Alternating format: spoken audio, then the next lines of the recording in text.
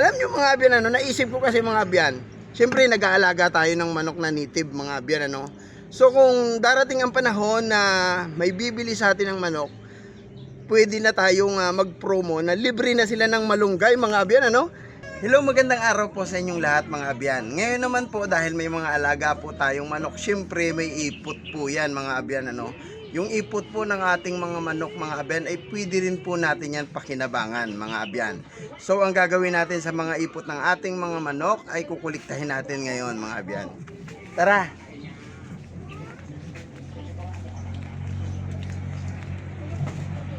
Ito mga abyan, ayan. Ipot ito ng ating tandang kasi dito siya natutulog, yung ating Rhode Island Red. Kukuliktahin natin yan mga abyan. Ayan. Ito pa. Ipot din ito ng ating tandang na Huluano o yung Basilan Asel natin mga abyan, Ayan, para wag silang matambak, kukuliktahin natin yan. Ayan. At itong mga ipot na ito mga abyan ng ating mga manok, mga abyan, ay pwede nating gawing fertilizer sa ating mga tanim mga abyan. At tara mga abyan, ipasyal ko kayo dun sa aking pinagtataniman ng mga gulay. Tara. Bulan-bulan sa akin. Gantaw ka lang ba? Itong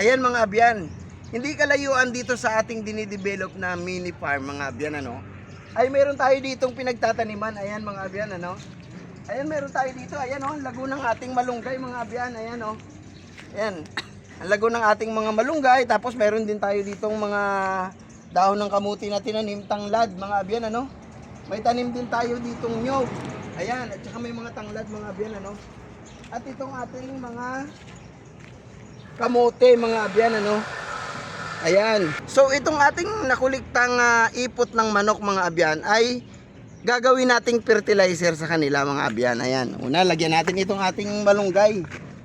Ayan, yan ang sikreto mga abyan. Kaya ang ano niya, ang ganda ng dahon niya, ang ganda ng dahon niya, ang lago, tapos green na green, kita mo masigla.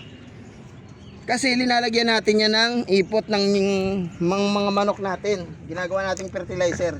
Ito naman yung ating itinanim na nyog mga abyan, Ayan.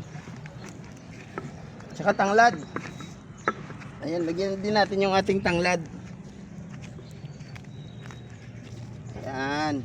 So kulang yung ating fertilizer. Bukas naman, yung ibang hindi natin nalagyan mga abyan ay yun naman ang lalagyan natin bukas, kung lulobin ng Panginoon ng ating mga ipot ng manok. Alam nyo mga abyan, naisip ko kasi mga abyan, siyempre nag-aalaga tayo ng manok na native mga abyan, So kung darating ang panahon na may bibili sa atin ng manok, pwede na tayong mag-promo na libre na sila ng malunggay mga abyan, Libre na sila ng malunggay at libre na sila ng tanglad mga abyan, Kung bibili sila sa atin ng native chicken na kanilang gagawing tinola mga abyan, So sana mga abyan ay na-inspire ko kayo sa aking vlog na ito. At magdadagdag pa tayo dito ng papaya.